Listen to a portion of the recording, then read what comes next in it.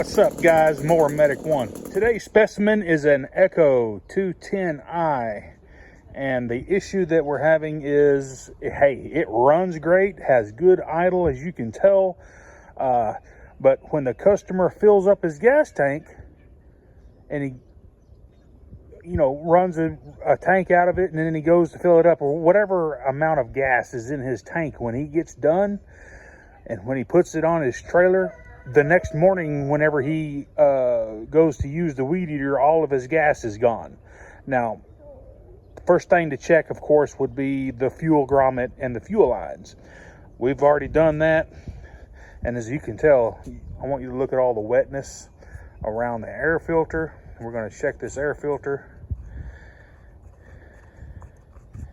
and I just want you to see how fuel soaked this air filter is, and it needs to be serviced. Look at all that garbage and junk in there. But what's happening is fuel is actually running out of the carburetor. What causes that? Probably a leaky needle and seat, or maybe even a stiff diaphragm pushing down on the needle too much. I don't like messing with these Zama carburetors very much. 9 times out of 10, it's going to need a carburetor anyway, especially on a unit that's got a lot of age to it. Your throttle shafts are going to be wore out. Don't spend 15, 20 bucks putting a kit in it when you can put a carburetor on it for just a few dollars more. It's money efficient to just replace the carburetor, and that's what we're going to do today. Now, if you order this carburetor from Echo, it's going to cost probably 50% more than you can order one, say, on eBay from Zama. Here is a Zama carburetor, and what you do, instead of ordering through Echo, you get the numbers off your carburetor, which is a K70A, and they still build this carburetor, and Zama is there. Will just send you a brand new one right to your doorstep. There's the part number right there. You turkeys doing in my shop? Are you getting all the bugs off the floor? Y'all come up out of there. Come on, turkey. All right, so basically it's real super easy to swap a carb on an Echo, steel, Iowa. It's pretty much all the same procedure. Sometimes you might have a T27 instead of just a Phillips screwdriver here.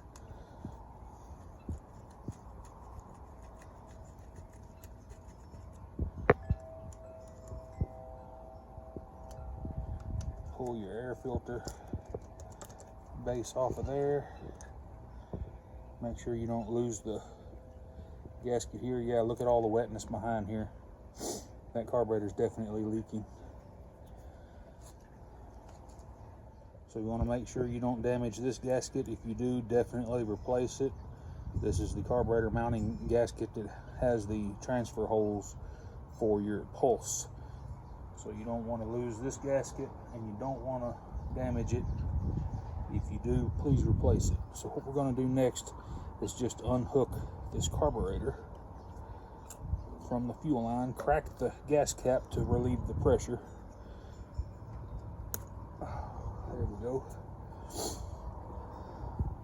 So to release the throttle cable is real simple. Just pull it, make sure the throttle cable is depressed, and just hold it with your finger, and then let the throttle cable go.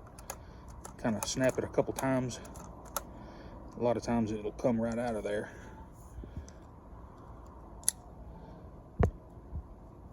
Okay, let's try that again. Depress your throttle and hold that. Kind of snap the throttle a couple times. If that don't work, you're going to have to get you a little pick. Go right behind this throttle cable and pull it out,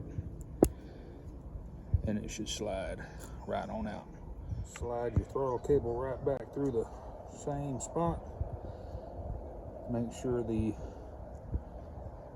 throttle barrel is facing the right way, and just lay the cable in like that, and then snap your throttle and it'll go right in its place. Boom. Simple as that. And we're just going to hook up our fuel lines.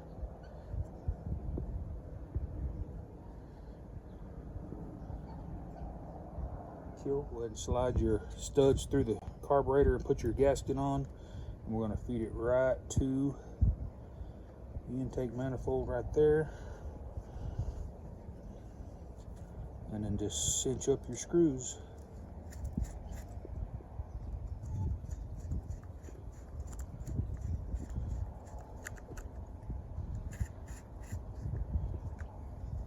You don't have to kill these screws, just get them snug.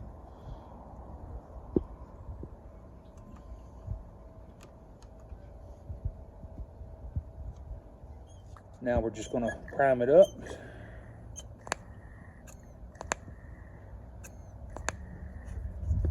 Tighten your gas cap. Let's see.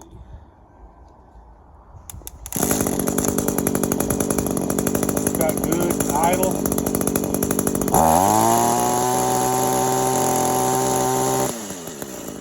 Got good wide open throttle.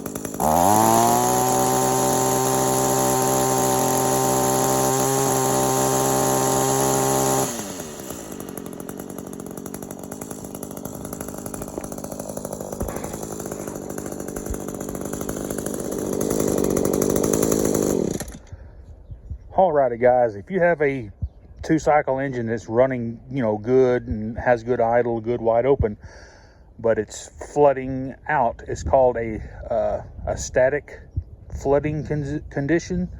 The pressure in the tank it finds its way through the carburetor past the needle and seat. Like I said, the diaphragms could be a little bit hard. But yeah, this makes for a whole lot better repair, especially for the professional homeowner that wants to, get their trimmer going, and instead of spending an hour trying to rebuild a carburetor, you can just throw a new one on for just about the same price in 10 minutes and you're good to go. But anyway, guys, hey, if this content helped you out, please give me a thumbs up and smash that subscribe button. And while you're there doing that, go ahead and click that bell so that you get all of my new videos. Y'all have a good rest of your weekend. More Medic One.